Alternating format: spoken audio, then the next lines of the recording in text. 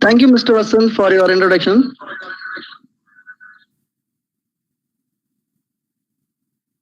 Good morning, everyone. Before letting into the topic, let me explain the objective of today's presentation or today's discussion. So today I will be explaining about the basics, like in brief details of the different types of magnetic materials, and I'll be explaining about the analysis of hysteresis, magnetic hysteresis. Like we know, like from this introduction, we know there are different types of magnetic materials, including diamagnetic material in which the electrons are completely paired, and this magnetization can be measured using with the help of this chi values, magnetic susceptibility, which is less than 0 for this diamagnetic material, and this diamagnetic materials will repel to the external magnetic field. And like this diamagnetic material again differentiated into this weak diamagnetic material and the strong diamagnetic material. Bismuth is a strong diamagnetic material.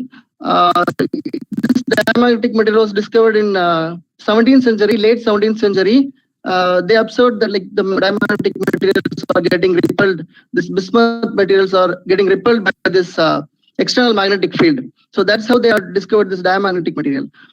And coming to the paramagnetic material, they will be having a slight, like they are having this magnetic susceptibility value, that is the ratio of the magnetization to the magnetic field, which is slightly greater than 0, which is again the slope. The chi value is the slope of the magnetic loop or magnetic data, magnetization data, and this is having slightly positive. And it's slightly attractive. So we can say like the slope will be positive. In the figure B, you can see if you're taking the VSM data for any paramagnetic material, you will be getting a straight line with a positive slope.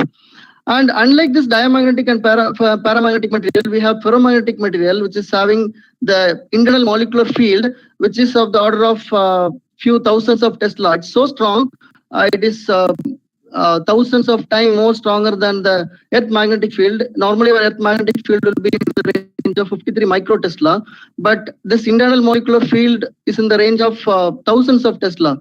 So that like even without applying any external magnetic field, we are having the spontaneous magnetization here. So this will help us in easy alignment of the spins in the applied magnetic field. So like here in the figure C, you can see the parallel alignments of the spins with the applied magnetic field. Say example of the ferromagnetic material. And we have two other varieties of material like ferromagnetic and antiferromagnetic material. So this was discovered in the early 19th century. So till that, like people are wrongly reported the ferromagnet also as a ferromagnetic material. So in 19th century, Neil formulated a theory for this ferri and antiferromagnetic material. And later now we have the classification of ferri and antiferro. And in this discussion, I will be only concentrate on this ferromagnetic material. So because we have this magnetization measurement and we can extract very lot of information from this ferromagnetic loops, hysteresis loop, that is the lagging of magnetization behind the magnetic field, that is the hysteresis loop. So this ferromagnetic, as I said, it is exhibiting a spontaneous magnetization, and it is having a magnetic ordering temperature. So in the room temperature, it will be in a ferromagnetic state, and if you are increasing the temperature, the spins are randomly aligned and it will be going to the paramagnetic state, and it is called Curie temperature. After it's crossing the Curie temperature, it will be in the paramagnetic state. And we can calculate the hysteresis using this vibration sample magnetometer. And you can see in the figure D is an example of a ferromagnetic material. Generally, oxide materials, this magnetite is an example of ferromagnetic material. In this ions, this Fe3 plus and Fe2 plus are mediated through a oxygen ion. Like so, we'll be having the super exchange interactions.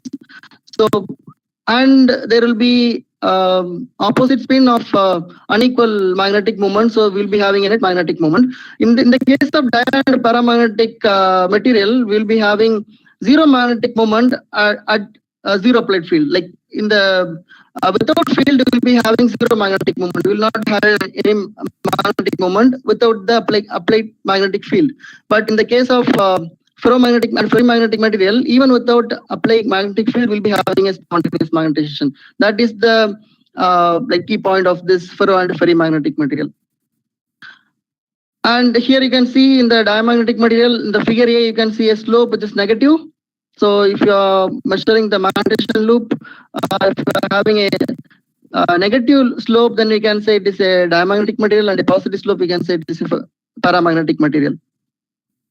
Now coming to the hysteresis loop, this is the hysteresis loop. You can see it here in the figure. So you can see the x-axis is the applied magnetic field and the y-axis is the magnetization of the material. And in the ferromagnetic material, there will be a lagging of this magnetization behind the applied magnetic field, and that is the hysteresis loop. And the slope of the hysteresis loop is the magnetic susceptibility. It's also a degree of magnetization. The slope will be like the ratio of the magnetization to the applied magnetic field. And you can see a solid line here. The solid line which is starting from the negative field to the, and it sweeps to the positive field, is called the ascending major loop. And again, like from the positive loop to the negative field, will be having the descending major loop. So this is the actual major hysteresis loop that we are getting in the vibration sample magnetometer. And in this, you can see like even if the applied field is zero, like we will be having some remnant magnetization because of the internal molecular field. So we need to apply a reversal field in order to make that remnant magnetization to zero, and that particular field is called the cohesive field. And at the given applied field 0, there will be some magnetization, and that magnetization is called the remnant magnetization, that will be here. And this cohesive field and the remnant field are the two important properties of two important information that we can extract from this hysteresis loop. And if you are applying a positive field, after particular field, it will get saturated, the loop will get saturated, and that magnetization, that magnetization is called the saturation magnetization. And inside you can able to see a dotted line. You can see a dotted line, and that dotted line is called the remnant loop. So this remnant loop we can measure by sweeping the field to the positive field, and we can measure the remnant at particular point. Like we can measure the remnant for each field, and you can trace a remnant measurement, remnant magnetization measurement. From this remnant magnetization measurement, we generally called as IR measurement, isothermal remnant magnetization measurement. So for this, each time you have to demagnetize the sample. So for demagnetizing the sample, we have two methods for demagnetizing it. One is by applying AC current, like we can reduce the area of the loop, and at last, finally we can end up in the zero magnetization. And that is one method. And the second method is heating the sample beyond the Curie temperature, so that the moment will be aligned in the random way. So it will be in the paramagnetic state, and again bringing back into the room temperature, and that time the magnetization will be zero. So this is the two method for demagnetizing sample. So for measuring the remnant loop, we have to demagnetize the sample each time. And from this loop, we can extract the information like the type of interaction, whether it is a long range mean field interaction or a short range exchange interaction. All this information we can able to extract from this remnant magnetization loop. And there is one more measurement which is possible from this hysteresis loop. That is while tracing the major loop, while sweeping it from negative to positive field, I can suddenly change the direction. I can reverse it, and I can take a reversal curve measurement. So while taking the measurement from positive to negative, I can reverse it, and I can trace a reversal curve loop. And that reversal curve loop, you can see it here, is the first order reversal curve measurement. And each reversal curve, the locus will be pointing at the major curve, major hysteresis curve. And this turning point is called the you can see it here. This is the turning point. From the major loop, it is starting the turning point, and from here the first order reversal curves, we can able to measure it. And even like in the first order reversal curve, the second time if you are reversing it, you can able to calculate the second order reversal curve. So from that, like we can extract the information like the cohesive field distribution and whether the particles is interacting or non-interacting. So that will be discussing in the later slides. So these are the different information we can able to extract from a hysteresis loop. So in this hysteresis loop, I already explained the cohesivity and retentivity is the two important parameters, and this cohesivity is the one which is like determining whether the magnetic material is soft or hard. So if you are having a ferromagnetic material which is having only few oyster to 100 of oyster, few oyster to 100 oyster, then it is a soft magnetic material which is having application in this transformer companies and this electromagnets. So there we need a very soft magnetic material in order to reduce the hysteresis loss. But in the case of permanent magnets, you need large cohesivity and large retentivity. We can say it is squareness, which is the ratio of remnant to the saturation magnetization, MR by MS ratio. So that is the important thing. Like the squareness will be nearly equal to 1. Like it should be equal to 1. So for a hard magnet, for a typical permanent magnetic material. And you can see here in the right side image, if your material is soft magnetic, then even with a small applied magnetic field, you can able to saturate it. So in the reverse, like in the magnetization loop, you can able to take a initial magnetization loop, initial curve. Like from the zero, you can demagnetize the sample by either AC method or a high temperature method. Like you can demagnetize the sample and you can take an initial loop. In the initial, from the shape of the initial loop, you can able to say whether it is a soft or hard. Like for example, if your material is highly annealed, then there will be less imperfections in the material, and it will behave like soft magnetic material. In the case of A, the curve A is a highly annealed one, and you can see it is a example of soft material. Even with the less applied magnetic field, you can able to saturate it. But in the case of B, it's a cold work sample, and we need large magnetic field to saturate it, and in the case of C, it's very hard. So from the initial loop, before taking the complete hysteresis loop, you can able to take an initial loop, and with this initial loop, you can get an idea of your material, whether it is a soft or hard magnetic material. And then this one more important like thing which is influencing the initial magnetization loop is the pinning and nucleation site. For example, if your material you are doping some impurities or inclusion of some doping agents, then some of these dopants might act as a nucleation site. So like it will enhance the process of, it will promote the process of nucleation or domain wall movement, so that like even with less applied magnetic field, you can easily able to saturate your sample. So for this information, you have to take the initial loop. So normally, if you are taking the VSM measurement, the people will not take this initial loop. This initial loop holds a lot of information, including like your pinning sites or nucleation, whether it is acting as a pinning site or nucleation. If it is acting as a pinning site, then it will be very difficult. Like you need to apply lot of large amount of applied magnetic field in order to saturate it. So this is the example I have given here. Two curve, the initial loop for the nucleation type.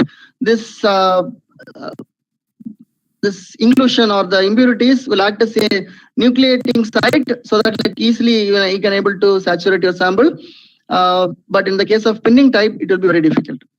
So this information you can get it from the initial magnetization loop. And there are 5 or 6 different parameters that is controlling the shape of the hysteresis loop.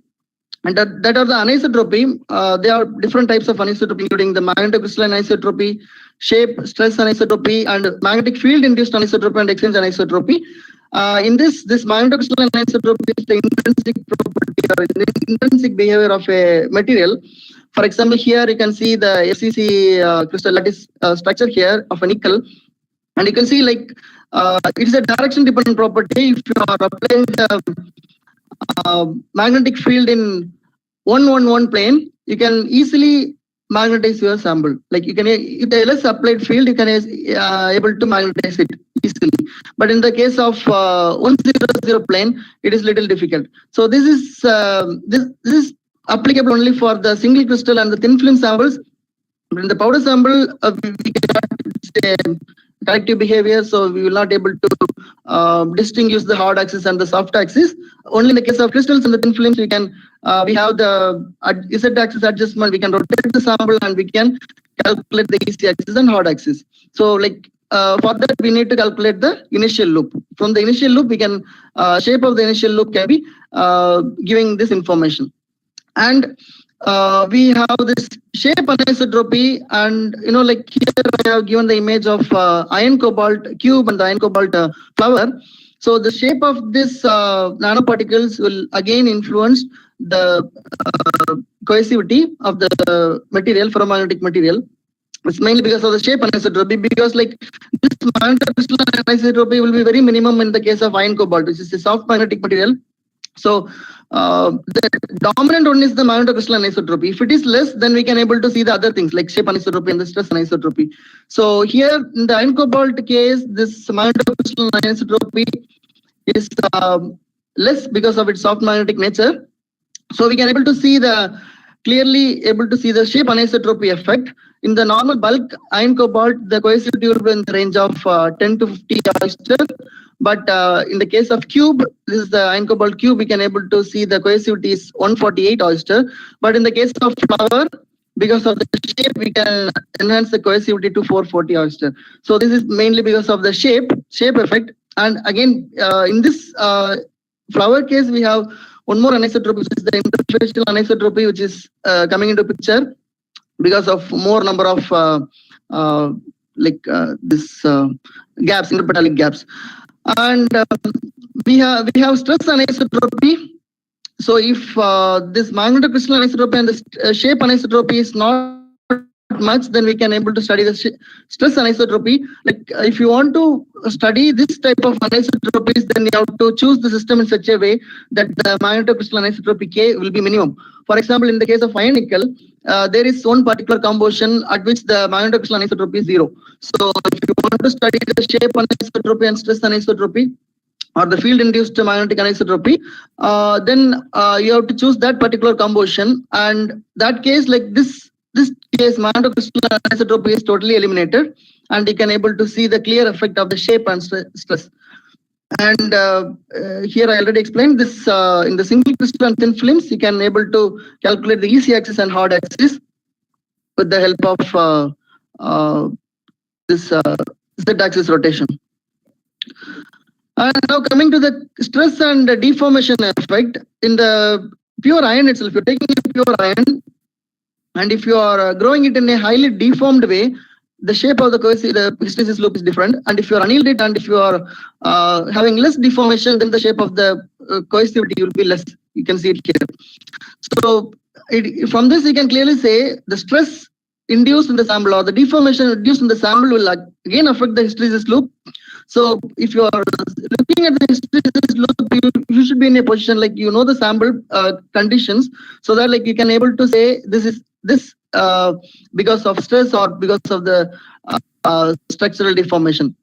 Again, if you are the right side, you can see in the nickel sample, if you are giving more stress here in the without applied pressure in the field parallel to the applied magnetic field, here you are applying a pressure of 60 megapascal, and you can see the deformation, like the retentivity, the magnetic retention is reduced a lot for this stress induced sample. So like this kind of information we can get from this magnetic hysteresis loop.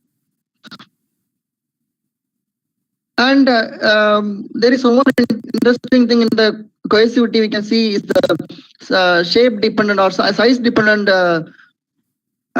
this cohesivity variation. Like if you are having a particle size of very large multi-domain region, then you will be having the cohesivity, less cohesivity. But if you are increasing, decreasing the particle size after reaching its critical radius, you will be having the cohesivity will be maximum there. And again, it will start reducing, and it will be going to a superparamagnetic radius, critical superparamagnetic radius, and below which the material will be superparamagnetic. So in a lot of literatures, like people will be confused in interpreting the superparamagnetic curve and the ferromagnetic curve. In the superparamagnetic curve, we can easily say with the chi value. So the chi value will be intermediate for this superparamagnetic particle, and the ideal cohesivity for the superparamagnetic will be 0, but practically we will not achieve that. We'll be having some cohesivity range in this. So this is an interesting thing we can see if you are going the size reduction. And these are the various loops and its explanation here. For example, like if you're having a diamagnetic material, you can see the first one, figure A is a diamagnetic loop, is example of diamagnetic loop. You can see it is having a negative slope, and like many samples, like they will be having they will not have this clean linearity. They will be having some like this kind of behavior. Like figure B, you can see some S shape curve. This is because like this VSM measurement that you are taking is a collective measurement. Like for example, if you are having a combination of diamagnetic and with some ferromagnetic impurities, like you'll be having the collective behavior of both magnetic nature. So here you can see the dominant one is diamagnetic in the higher field, in the higher magnetic field region. The diamagnet is dominating, it is having a negative slope, but in the case of lower field, the ferromagnetic region is dominating. So this kind of information you can say, like if it is a complex material, like if you're having both combination of or if you're having a ferromagnetic impurities, it will be reflected here. But exactly like the cohesivity distribution and the interaction, we cannot able to say with this hysteresis loop. And again here you can see the example of paramagnetic material, and all this chi value should be very important. You should be keeping it in mind. This is the relative chi value for in ppm range, and here it is a paramagnetic with small like it is not exactly in the paramagnetic range, small ferromagnetic impurity is there. And here this is antiferromagnetic material, typical antiferromagnetic material, and again lot of reports, like wrong reports are there in the literature. They are saying like this is they are reported this as a a superparamagnetic material, but it is a nickel oxide sample. It is a antiferromagnetic nature. Like it will take long field. We need higher field for like even at applying higher field, it won't saturate. This kind of behavior we can say it for antiferromagnetic material. And here is a typical example for ferromagnetic material. And the next interesting thing that we can extract from the hysteresis loop is the first order reversal curve measurement. So here, while going in the positive saturation field, you can immediately reverse the field to a particular reversal field, and then you can take a reversal curve measurement. This reversal curve measurement, you can take a series of measurement or 100 number of cycles you can take, and you can use this distribution equation for calculating the magnetic field distribution. And this distribution again you can convert it to a cohesive field axis and the interaction field axis using a set of equations. And in this you can see a magnetic contour image, and here in the x-axis you will be having cohesive field distribution, and the y-axis you will be having the interaction field axis, which is we can see the interaction field in the y-axis. All this information we are extracting from the hysteresis loop itself. And here, like in the FORC measurement, we can extract a lot of useful information, like whether the sample is interacting single domain or non-interacting single domain. It is whether it's a multi-domain or it's a superparamagnetic sample. All this information we can extract from this FORC diagram. Here is an example I have given here. It is a non-interacting single domain. The x-axis in the single domain, if it is the magnetic contour is shifted to the right axis, and the cohesive field axis. Like a fingerprint for single domain nature. And again, if you are looking at the interaction field axis, the contours is not much spreaded in the y-axis. So that means it is not interacting. So we can conclude that the particle or the material is the nanoparticle is non-interacting single domain nature. But in the case the right side, you can see again, like we are having the same signature. It is shifted to the right side in the cohesive field axis. So we can say it is a single domain particle. But again, in the vertical field, it is extended to a large value of 20 millitesla. So we can say it is an interacting nature. So this is a interacting single domain particles. And one example I have given here. So this is the magnetite nanoparticles, which is grown in different size. The first one is the size of 23.6 nanometer, and the second one is 28.7 nanometer, and the last one is 41 nanometer. So they are increasing the size of the nanoparticle, magnetic nanoparticle. So, and they are taking the FORC measurement here, and the corresponding FORC measurement is here. And you can see the initial one, the first one, it is in the superparamagnetic region. 23.6 nanometer is in the superparamagnetic region. So you can see the contour, magnetic contour is concentrated at the zero, like in the interaction axis and the cohesive axis, it is concentrated at zero. So which is a fingerprint for this superparamagnetic nanoparticles. And if you are increasing the size, you can see the superparamagnetic is again shifted to a single domain. You can see the movement of this magnetic contour in the x-axis, which is along the cohesive field distribution axis. So with that, we can conclude that the particle size is increasing and like interaction is going from superparamagnetic to the single domain nature, as I have shown in the previous slide. So if you are reducing the size to a very small minimum range, it will be the superparamagnetic. If it is less than the critical radius, it will be the superparamagnetic range. And if you are increasing to a particular larger size, you can reach a single domain size, and if further reducing, it will be entering into the multi-domain range. So all this information we can extract from the hysteresis loop. With this, I am concluding this today's session. If you have any doubts or queries, you can ask me now. Thank you.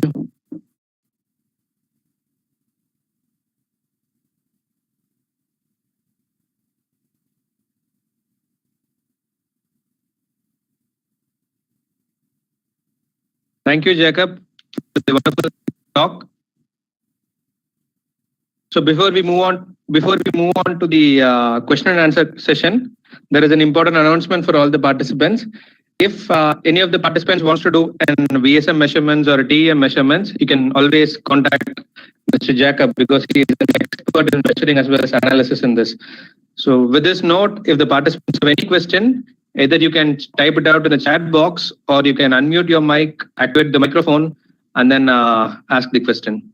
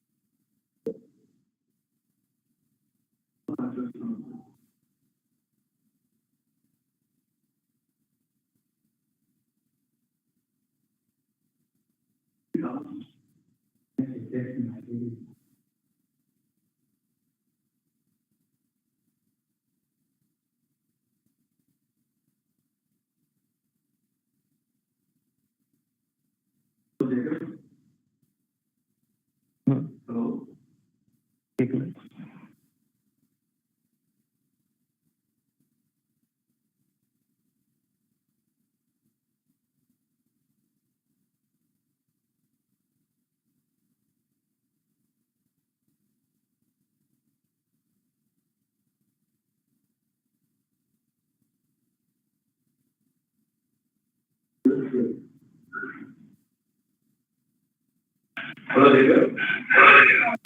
Hi. This is Andy. Yeah, it's wonderful to meet you. Actually, I have one small doubt. Yeah, tell me. You discussed on the FORC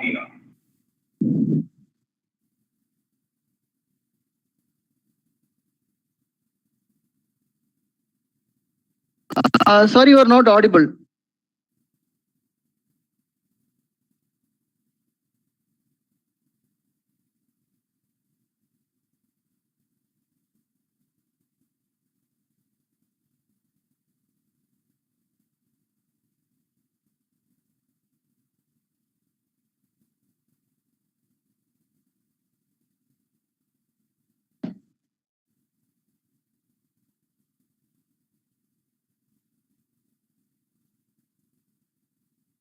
session close பண்ண சொல்லுங்க. ஏன் சரி doubt இருக்கிறவங்க post தருவோம் technical mail அனுப்ப சொல்லுங்க.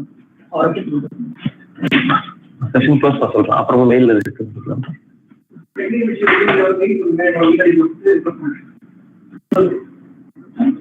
Hey, I have a doubt.